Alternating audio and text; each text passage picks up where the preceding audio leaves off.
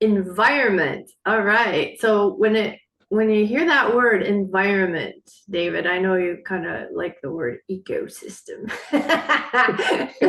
What do you think about when you think environment? Does natural environment come to you right away? It does. I'm going to perhaps bewilder your viewers Oh, with my first response. My first response is what comes to mind um, is indigenous knowledge, indigenous worldviews. love that. Mm-hmm. Some of the gigs that I get are to go out and, on behalf of layers of government, talk to their communities.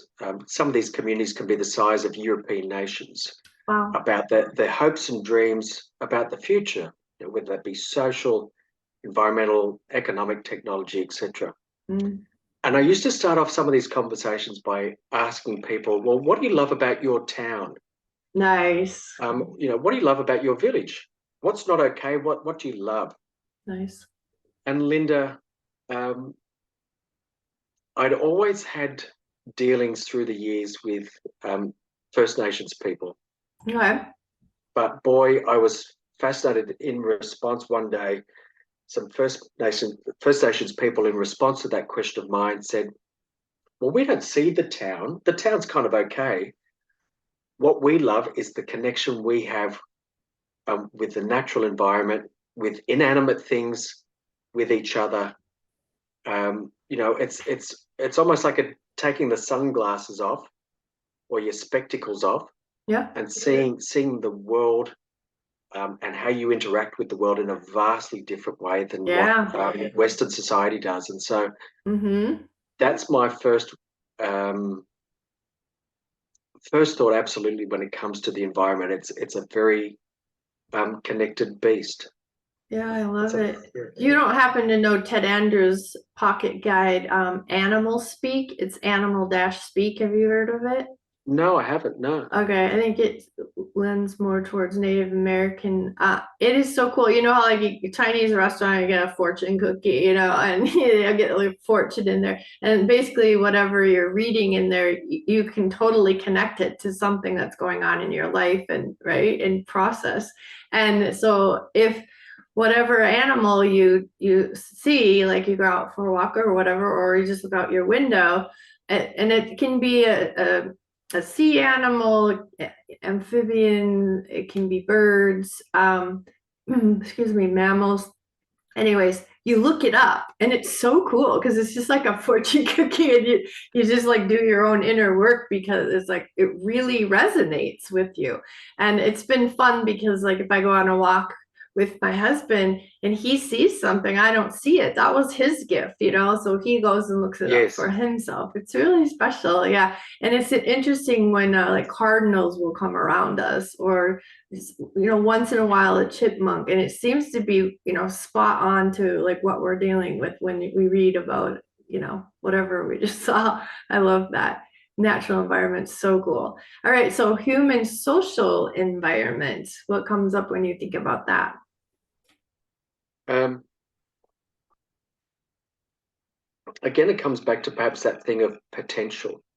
Mm, Um, there's that thing about humans only use X% of their full yeah, potential of their like brain. 10%, five if we're lucky. Yeah.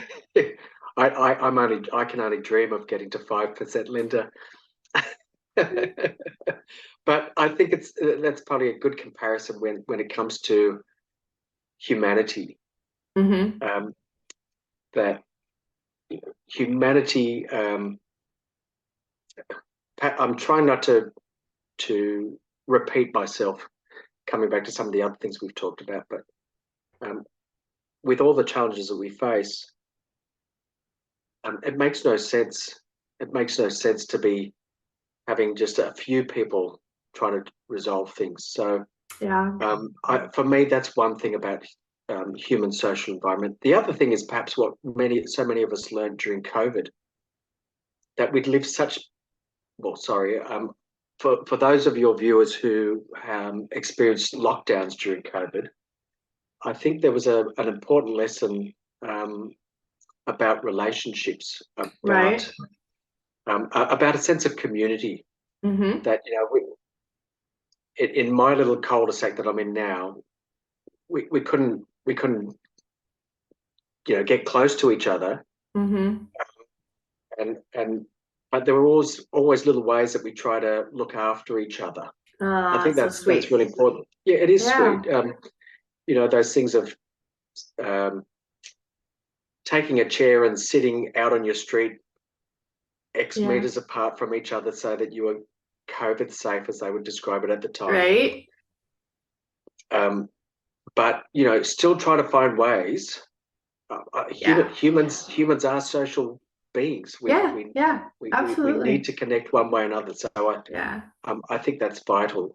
It is. It really lifts spirits. Here, we live in an apartment complex, so we put a teddy bear in our window, and then parents took their children out for teddy bear walks, and they would wave to the teddy Lovely. bears in the window. And if you happen to see somebody go by, you get a chance to like wave back, or open Yes, your door and have a chat that's across very clever. I like that. the yard. Yeah, that worked out really, really well. Well, cool beans. All right, so ecosystems. What does that word mean for you? It's it means a couple of things. One, it means that probably because of technology, we are far more connected than we have ever been. In the Okay. case of organizations, Mm-hmm. I don't think they appreciate that their stakeholders are more connected, more educated, more sophisticated than they've ever been before. They're becoming more demanding um, with respect to their expectations of organizations because, Right.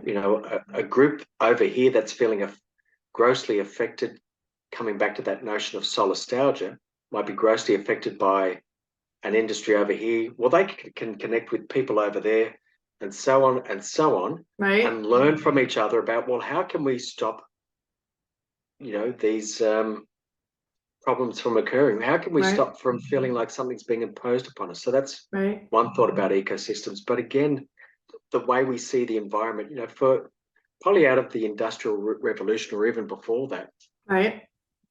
we've seen the environment as something that we have mastery over. Humanity has mastery over the environment, that we can do anything we like to it, and we're so smart, we'll put it all back together again, and everything will be Someday. fine someday. Yeah. Or Yeah. alternatively, that Or we'll organizations, just croak and won't have to. It won't bother yeah, us. that's right, it's somebody else's problem. Um, or alternatively, organizations can do all they want to continue growing and facilitate consumption. Yeah. And even though that has vastly significant and adverse impacts upon ecosystems, that's not going to affect us. Well, that's a load of BS. Yeah, it is. Ecosystems are deeply complex things. Um, and we can learn so much from them, but we've got to appreciate that we're actually part of ecosystems. Yeah, absolutely. Yeah. And using like in decision making, if you're going to do something in a certain area, bring the people from that area and get their feedback, on how do they see it impacting them, as well as the environment, the animals, whatever. It's like, just because you want to do this certain thing as a business doesn't mean it's not going to trickle over and maybe even destroy lives. You don't even Yes. know until you have those conversations. So I love this conversation especially. So thank you so much, David. I really appreciate having this chat with you. It's been so lovely. Thank you, Linda. Absolutely.